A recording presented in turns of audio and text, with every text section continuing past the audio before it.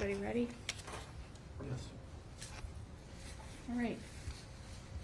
This is the case of State of Ohio versus Robert Boras, Erie County Common Pleas Court, case number 2024 CR 100. Present in the courtroom are the defendant, along with his attorney, Mr. Jonathan McGookie, representing the State of Ohio Assistant Erie County Prosecutor Paulette Lilly. I believe we're set for final plea today. Is that correct? That's correct. What is the status of plea negotiations at this point?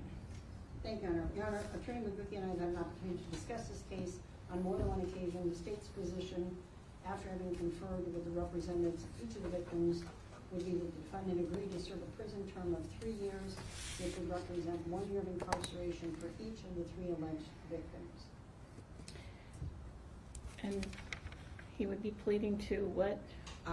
We had not really discussed which count to which he would plead. We were discussing what the possible penalty would be. The state would be amenable to a discussion as to a plea either to the 3 counts of domestic violence or the 3 counts of endangering children. Our position was more interested in the incarceration agreement than the charges themselves. All right, Mr. McGookie. Thank you, Your Honor. I've had an opportunity to review that offer with my client. I've gone over the maximum potential penalties. At this time, he would like to indicate that he's considering that offer. My understanding that it's going to be open through the remainder of today. All right, Mr. Boras, I just want to make sure that you understand what your rights are and what the offer is being made, what offer the state is making. You currently are charged with 3 counts of domestic violence, each with felony of the 3rd degree, and 3 counts of endangering children, each felony of the 3rd degree. Each one of those 3rd degree felonies by itself, excuse me, sorry, I need a drink of water, sorry, excuse me. Sorry.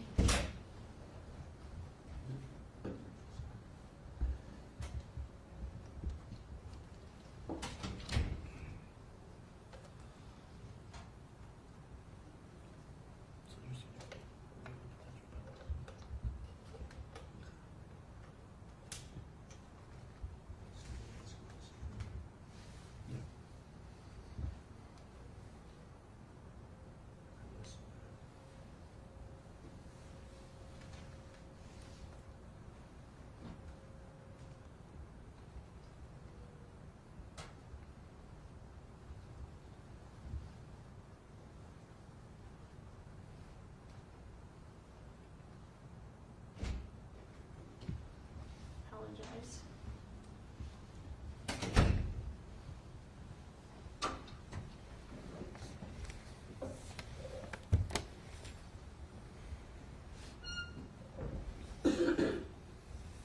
Back on the record, Susie. So each of those 6 counts, each one by itself, will carry potentially 9, 12, 18, 24, 30, up to 36 months in prison, up to $10,000 in fines. If you were found guilty of all 6 counts, I'm not sure if there's any merger in this case. We haven't discussed that, of if the defendant was found guilty of all 6 counts at a jury trial.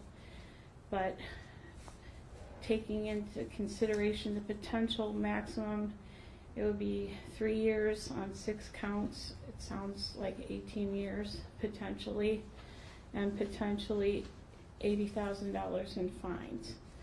And that doesn't mean that's what the court would give you. I just have to inform you of the maximum potential. And so the state is offering some resolution of this case, more concentrating on not the nature of the offense, but more on the length of time that they, in their evaluation, feel would be a fair resolution. I don't want to put words in the mouth of the prosecutor, but based upon their assessment of this case. By the way, what is the status of the co-defendant's case? Your Honor, the co-defendant is cooperating with the state of Ohio in the prosecution of this defendant. And I'll back up for a minute with respect to your earlier comment. It is the state's position, based upon the multiple times in which each of these offenses occurred, that it would be able to be sentenced consecutively as to each count. It was not an isolated incident, nor do the endangering children and the domestic violences. It's the state's position those are not allied offenses for which they would require to be merged. Also, the state's offer is predicated upon conversations with the representative victims. They are young people who are the alleged victims in this case, so they are amenable to this resolution to spare them having to come to court and go through that process, which we understand is something that is generally not something that victims like to do, even though they are more than willing to do so. I'm not sure of the ages of the victims, but are they, do they have a court-appointed child advocate or anything in any of this? They are with representatives and family members. Okay, adult representatives. Yes, they are. The Department of Job and Family Services is involved with each of the children and assisting them. They are born in years 2017, 2014, and 2015. All right, very good. And is it my understanding that the state's offer is only open till the end of today? I did indicate to Attorney McGookie, we've been discussing this case for quite some time. That offer has been available. So it's been my policy that once the case is set for trial, that any prior offers are being withdrawn, and then the court will determine the appropriate sanction if or when the defendant is convicted. So, do you need a few minutes to discuss this with your client? I think we're going to discuss it after we're done with the hearing today, and I'll be able to let the court know the prosecutor's number if we're able to reach an agreement. My discussion so far is that it's the defendant's intent to go to trial in this matter, but I am meeting with him after this. All right. In the event that the defendant is not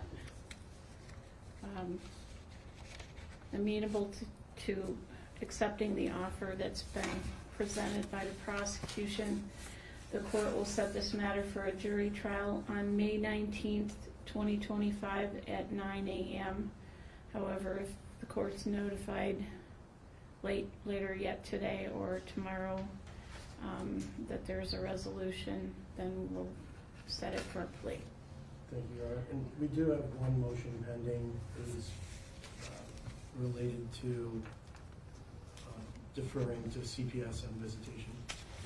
Yeah, I'm not inclined to grant that yet at this point. Let's try to get this resolved. Thank you. Thank you. That's all for today.